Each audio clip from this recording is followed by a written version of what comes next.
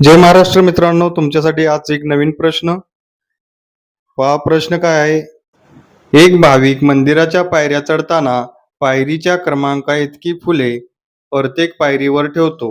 जर मंदिरास एकूण 67 पायऱ्या असतील तर त्याला एकूण किती फुले लागतील? चला तर मित्रांनो, अशा प्रकारची गणिते कशी सोडवायची ते आपण पाहू. तर मंदिराला एकूण पायऱ्या किती आहेत? 67 गुणुले 67च्या पुढील एक अंक 68 भागिले 2. आता 2 ने भाग घालू 34. आता 67 गुणुले 34. आता 34चा पाढा काय आपणाला येत नाही, त्यामुळे यांचा गुणाकार करायचा. 7 चोक 28. हातच्या आला 2.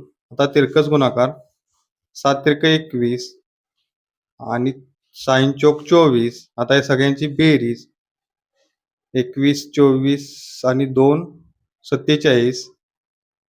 7 लिहिले उत्तर मध्ये, परत हाती आला 4. आता 3 आणि 6चा गुणाकार 6 त्रिक 18. 18 आणि 4 22. तर त्याला एकूण 2278 फुले लागतील. आता हे झाले माझे. आता तुमच्यासाठी एक प्रश्न. या प्रश्नाचे उत्तर कमेंट बॉक्स मध्ये कमेंट करा आणि चॅनेलला लाईक, शेअर आणि सबस्क्राईब करा. धन्यवाद.